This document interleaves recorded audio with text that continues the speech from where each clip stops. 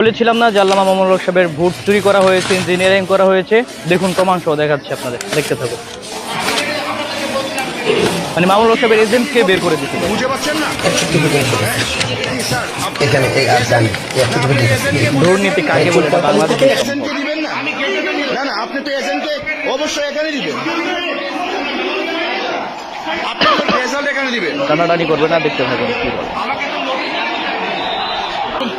মানে ওনারা মামুনুল হক সাহেবকে হারানোর জন্য যত ধরনের প্ল্যান প্রোগ্রাম আছে সব করতেছে। দেখেন মামুনুল হক সাহেবের এজেন্ট কি? আপনি এজেন্ট? হ্যাঁ, বাংলাদেশের রাজনীতি এটাকেই বলে। আপনি এজেন্ট? এটা নির্বাচন কমিশনের বিরুদ্ধে মামলা করবো আমরা। তুমি কেন ভোটারদের আপনি খালি একটা আইন ধরা দিলেন হবে?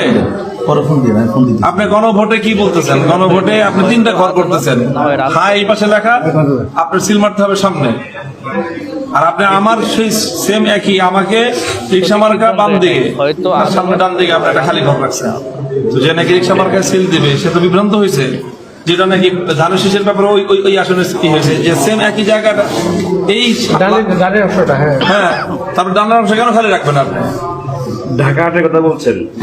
ঢাকাহাট এবং ঢাকা তেরো সেম একই ধরনের। ওখানে হয়েছে ধানের শীষ যেই সিচুয়েশনে পড়ছে, ঢাকা তেরোতে রিক্সা একই সিচুয়েশনে পড়ছে। সন্দেহটা আগের থেকেই ছিল যেখানে কিছু একটা হবে। আমার যতটুকু ধারণা এখানে সিংহাসন আগের থেকে বন্টন করা ছিল, কোন জায়গাতে কে এমপি হবে কে মন্ত্রী হবে এটা আগের থেকে নির্ধারিত ছিল তাদের।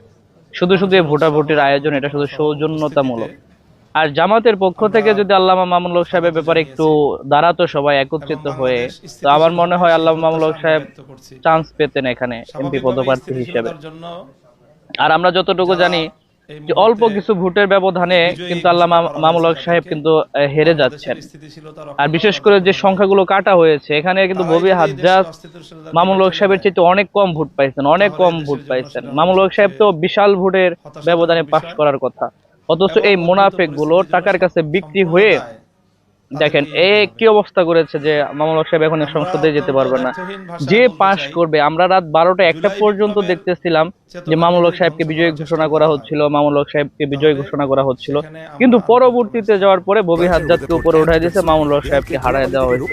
এটা পূর্ব পরিকল্পিত একটি বিষয়, এটা সবাই জানে, সবার ভিতরে এই সন্দেহটা ছিল যে মামুনুল হক সাহেবের বিষয়টা নিয়ে অনেক চক্রান্ত করা হবে। যেমন মুফতি ফয়জুল করিম সাহেবকে নিয়ে করেছে, আর হলো আপনাদের নাসিরউদ্দিন পাটোয়ারী সাহেবকে নিয়েও একই কাজ করা হয়েছে। এখন কথা হলো ঢাকা 8 আসনে মির্জা আব্বাসের ভোট যদি গণনা করতে পারে ওনার ডান সাইডে পড়ার পরেও, তো মামুনুল হক সাহেবের রিক্সার ডান পাশে পড়ার পরেও সেটা কেন গণনা করা হবে না, সেটা কেন বাতিল করা হবে? এটা একটা যৌক্তিক কথা। কথা হলো এক দেশে থেকে যদি আইন ভিন্ন হয়ে যায়, এক জেলার এক থানার থেকে আরেক থানার আইন যদি ভিন্ন হয়ে যায়, এর থেকেই তো বোঝা যায় যে বাংলাদেশের রাজনীতি এটা সুস্থভাবে হয় নাই, এটা অসুস্থ একটা রাজনীতি হয়েছে, এটা দুর্নীতির একটা রাজনীতি হয়েছে।